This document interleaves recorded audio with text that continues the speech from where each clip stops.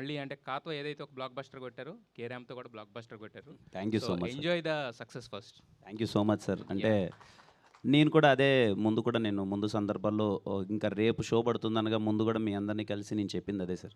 పండగ సినిమా మన తెలుగులో మన పండగ సినిమా ఏంటంటే కొంచెం ఊర్లో వాళ్ళు కానీ అందరూ వెళ్ళేటప్పుడు ఎలాంటి వైబ్ని ఎంజాయ్ చేస్తారు, ఎలాంటి ఎలిమెంట్స్ ఉంటే ఎంజాయ్ చేస్తారు అని ముందు నుంచే మేము అనుకొని తీసిన సినిమా. అందరూ థియేటర్లోకి వెళ్ళి నవ్వుకోవాలి, ఫ్యామిలీ అందరితో కూర్చున్నప్పుడు చిన్న సరదాగా నవ్వుకొని ఓ చిన్న మెసేజ్ ఏదో ఇచ్చాడ్రా అని ఎంటర్టైన్మెంట్ వైబ్తో సినిమాకి వెళ్ళండి, మీరు ప్లెజెంట్గా వెళ్ళండి అదే మైండ్తో. అంతకుమించి మేమేమీ ఈ సినిమా నుంచి అది ఇస్తున్నాం ఇది ఇస్తున్నాం అని చెప్పట్లేదని నేను రిలీజ్ ముందు రోజు కూడా ప్రెస్ మీట్ పెట్టి చాలా స్ట్రెస్ చేసి చెప్పాను.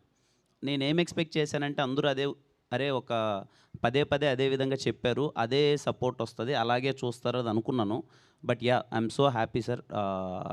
నా చాలామంది మీడియా వాళ్ళు కానీ లేకపోతే నార్మల్ ఆడియన్స్ నుంచి ఎప్పుడైతే మార్నింగ్ షోస్ అన్నీ పడ్డాయో ఊర్లలో హౌస్ఫుల్స్తో కంప్లీట్ ప్యాక్డ్ థియేటర్స్లో చూసి సెకండ్ హాఫ్ అయితే నేను అంటే నాకు సర్ప్రైజింగ్ ఏమనిపించిందంటే సార్, మన మీడియా షో ప్రసాద్ ల్యాబ్స్లో షో జరుగుతున్నప్పుడు మీడియా వాళ్ళందరూ పగలబొన్న అవుతున్నారు సెకండ్ హాఫ్ కానీ రివ్యూ రాగానే నాకు చాలా సంతోషంగా అనిపించింది.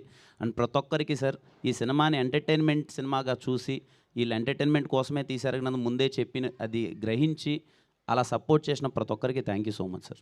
సెకండ్ హాఫ్లో అంటే మొత్తం ఫ్యామిలీ అంతా కూడా కథ లేదని మీరు అంటున్నారు కానీ బట్ కథ ఉన్న ఒక చిన్న పాయింటే సెకండ్ హాఫ్ మొత్తాన్ని గ్రిప్పింగ్ చేసింది. అది చాలా బాగా తీసుకెళ్లారు. కాకపోతే ఏంటంటే మరి చెప్పమంటే చెప్తాను, ఒక చిన్నది మాత్రం కట్ చేయండి. అదొక్కటి మాత్రం చాలా ఇది కొన్ని తర్వాత మాట్లాడుతుంది దాని గురించి. మిగతా ఎవ్రీథింగ్ సినిమా అంతా కూడా మీరు ఇంతకుముందు చెప్పినట్టే సక్సెస్ని ఎంజాయ్ చేయండి. చెప్పేవాళ్ళు చెప్తూ ఉంటారు, రాసేవాళ్ళు రాస్తూ ఉంటారు, వేసేవాళ్ళు వేస్తూ ఉంటారు. Thank you sir. Thank you sir. Nani గారు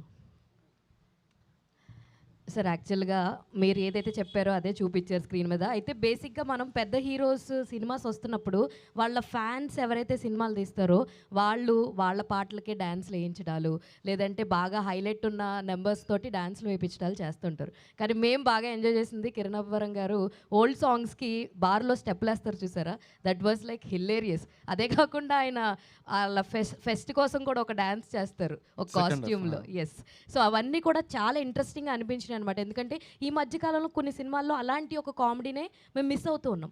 మీరు స్క్రిప్ట్ లెవెల్లోనే ఇవన్నీ రాసుకుని ఆయనకి చెప్పడము, ఆ ఫెస్ట్దప్పుడు ఆ సారీ కాస్ట్యూమ్ కూడా అందరూ వేసుకోరండి, చాలామంది రిజెక్ట్ చేస్తారు.